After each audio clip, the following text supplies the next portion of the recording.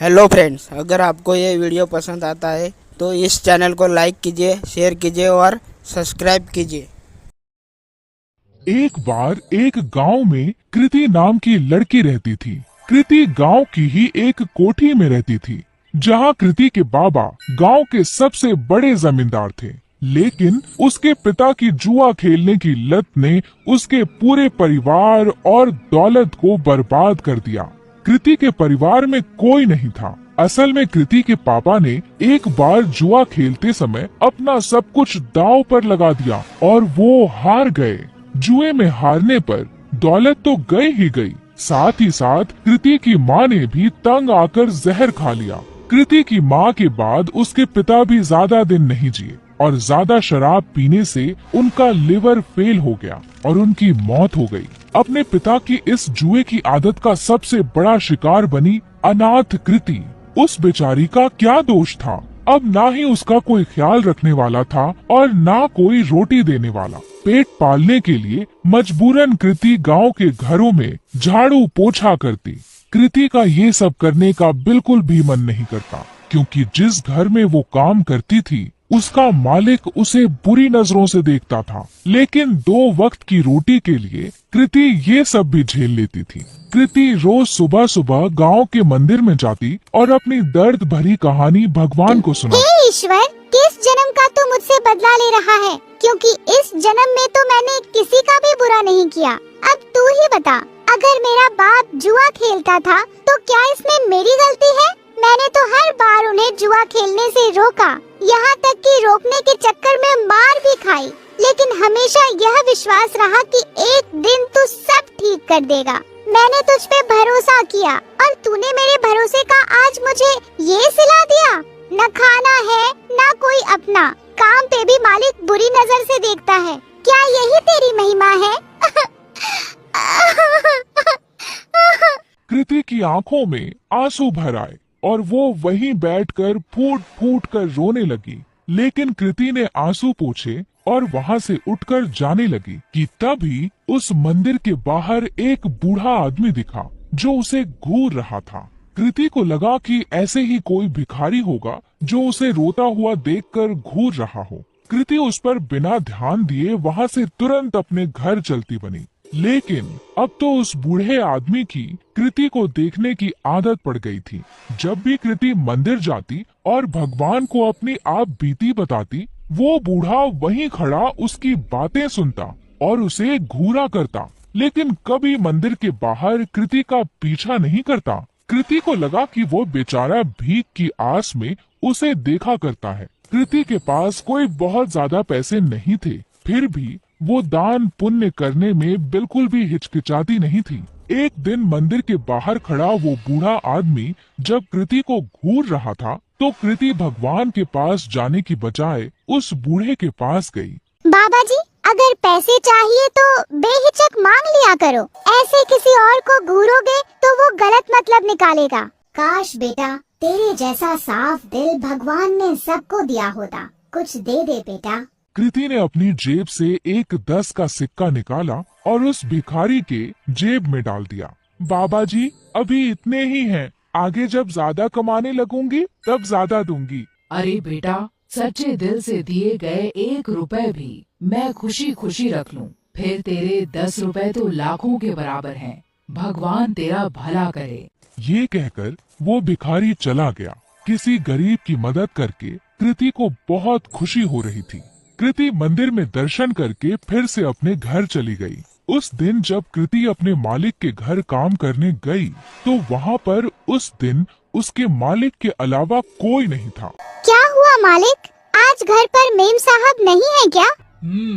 Ma'am साहब वो तो आज अपने मायके गई हुई हैं। वैसे उनके बारे में क्या पूछ रही हो? भला तुम्हारे और मेरे बीच में उनकी क्या जरूरत? अपने मालिक से ये सुनकर कृति कुछ सहम सी गई।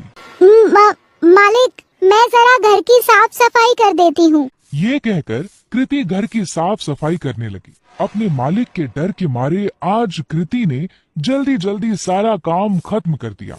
लेकिन काम करके जैसे ही कृति घर जाने के लिए दरवाजे की ओर बढ़ी, वैसे ही उसका मालिक दरवाजे के सामने आकर खड़ा हो गया। मालिक, दरवाजे से हट जाइए, मुझे घर जाना है। लेकिन मालिक अपनी जगह से टस से मस न हुआ और वहीं खड़ा रहा। मालिक, दरवाजे से हटिए। ये कहकर जैसे ही कृति ने मालिक को दरवाजे से हटाने की कोशिश की, वैसे ही मालिक ने कृति का हाथ पकड़ लिया। अरे ऐसे कैसे जाने दूं? आज तो मौका मिला है मुझे। बीवी भी घर पर नहीं है, आज तो तुझे नहीं जाने दूंगा। ये कहकर मालिक तुरंत कृति पर लपका। डरी सहमी कृति तुरंत अपनी इज्जत बचाने के लिए भागी, लेकिन उसका मालिक उसका पीछा नहीं छोड़ रहा था।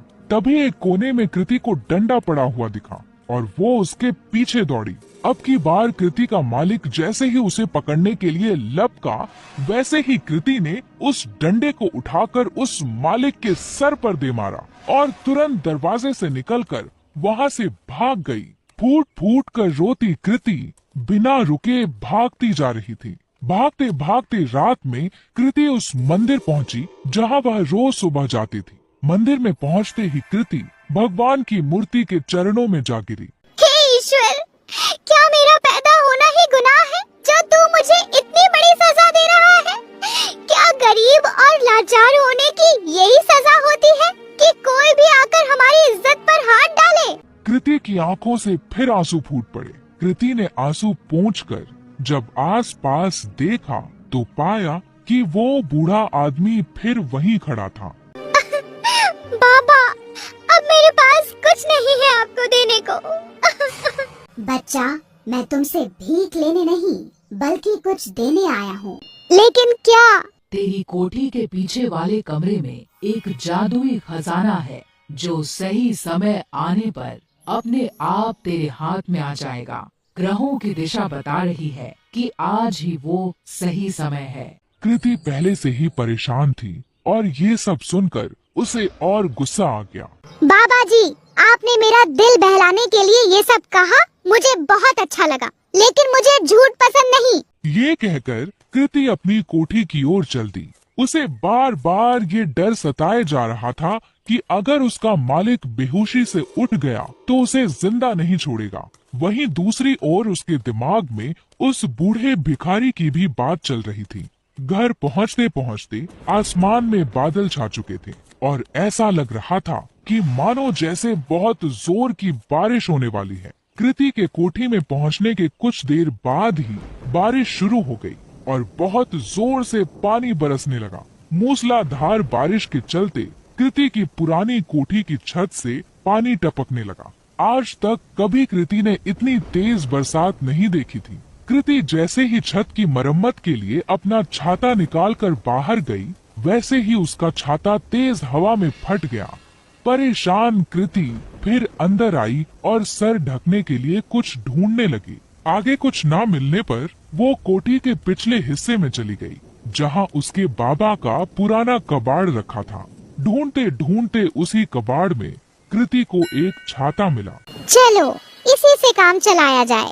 ये कहकर कृति मरम्मत का सामान लेकर जैसे ही बारिश में बाहर निकली, बारिश की बूंदें पड़ते ही उस छाते से सोने के सिक्कों की बरसात होने लगी। कृति को ये सब देखकर अपनी आंखों पर विश्वास नहीं हुआ कि उस बूढ़े भिखारी की बात सच निकली। कृति उन सिक्कों को समेटकर अंदर कमरे में आ गई और उसने उन्हें गौर से देखा तो उन्हें सोने का पाया। खुशी से पागल कृति की आंखों में आंसू आ गए। अब मुझे अपने मालिक के जैसे गंदे लोगों के लिए काम करने की जरूरत नहीं। कृति ने उसी रात अपना सामान बांधा और इस गांव को छोड़कर उस छाते के साथ निकल गई। एक दूर बड़े शहर में जाकर उन सोने के सिक्कों को बेचकर कृति को खूब पैसे मिले, जिससे उसने एक घर, एक गाड़ी और अपनी सारी ख्वाहिशें पूरी कर ली। यही नहीं, उसने अपना खुद का बिजनेस ही शुरू कर दिया। इस तरह कृति की सारी गरीबी उस जादुई छाते ने दूर कर दी और अपने गंदे मालिक से बहुत दूर कृति सुकून से अपनी जिंदगी जीने लगी।